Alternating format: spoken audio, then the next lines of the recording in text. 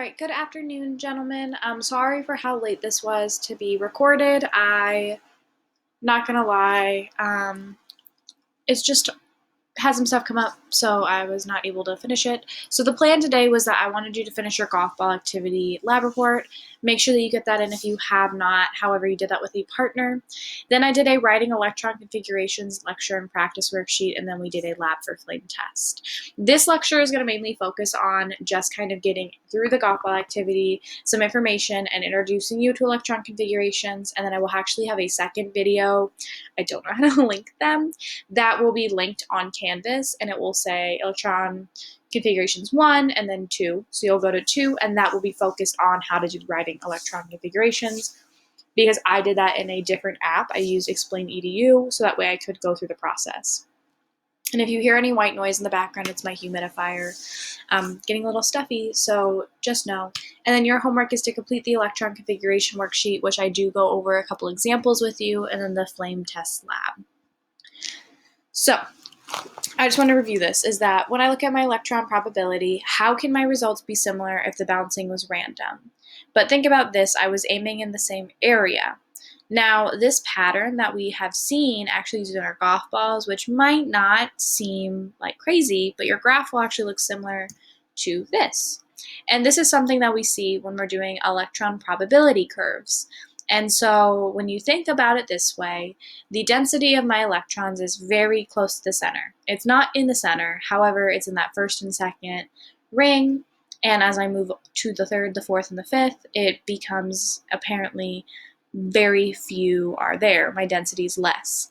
Now, if you remember, in the center of an atom is a positive nucleus. So if I have a positive nucleus and I have a negative cloud around, it's going to be attracted to my positive. Hence, why we see a density that is high in the middle, but not exactly the middle, because it is around that nucleus.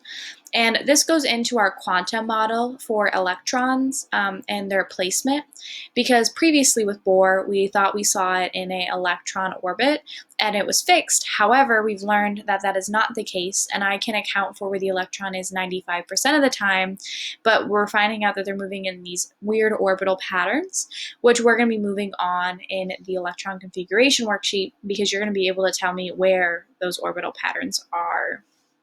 So, where are they and how do they move? I'm going to show you a video, and this will help.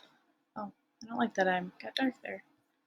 Okay, the music's very dramatic, and I'm going to mute it so you can hear me.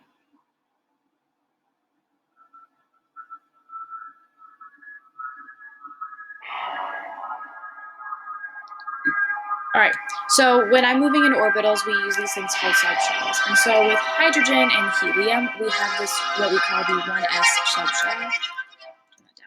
The 1s subshell.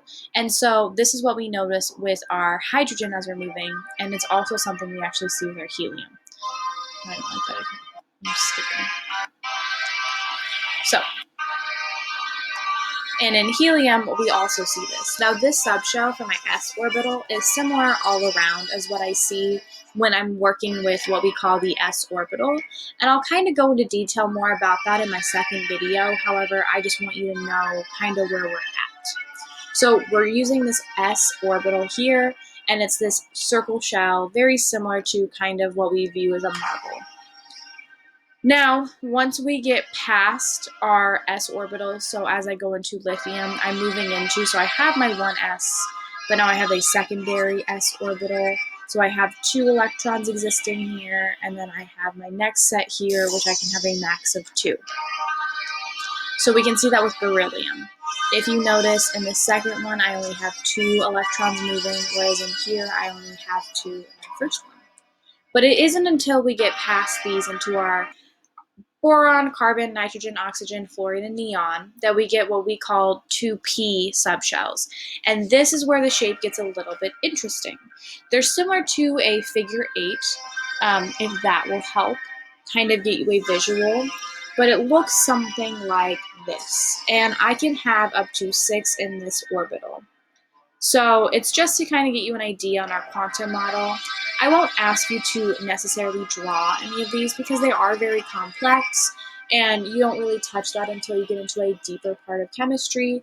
However, I want you to have an understanding about what these different orbitals look like, so that way when you're writing your configurations, you kind of have an idea on where we're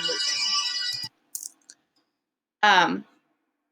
And if you wanted, just for funsies, this is what it would look like if I went all the way up to neon for an orbital.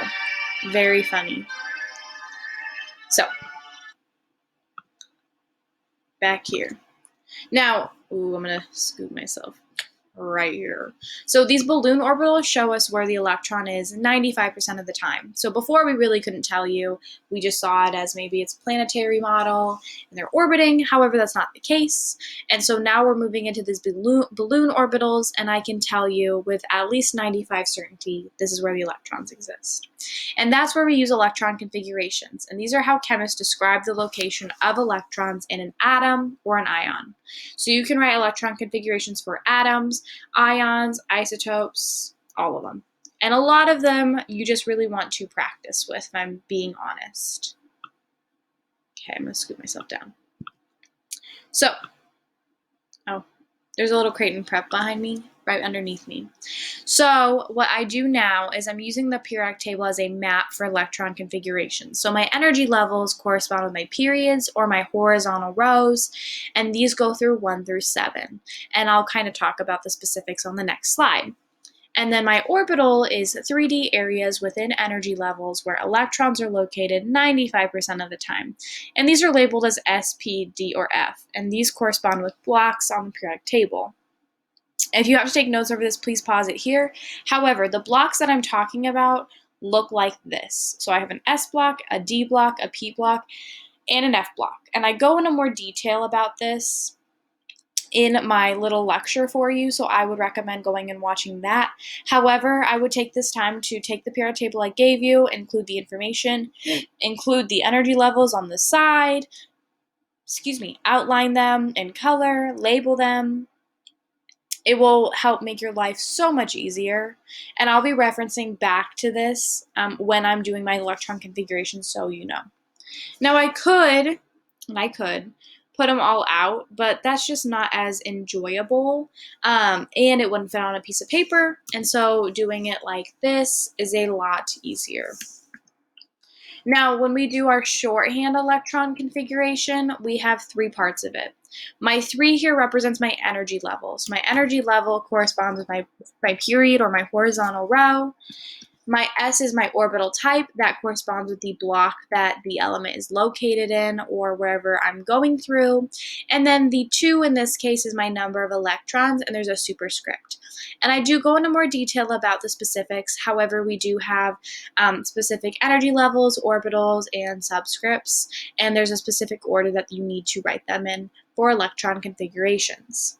So I believe that's all I have. If you have not had this, taking the opportunity, I would go watch my Electron Configurations 2 video and then go watch my flame test lab. Again, if you have any questions, please email me, but your homework will be to complete the flame test lab and then to complete that worksheet. So I'll see you in the second video. I hope you have a great day. Bye.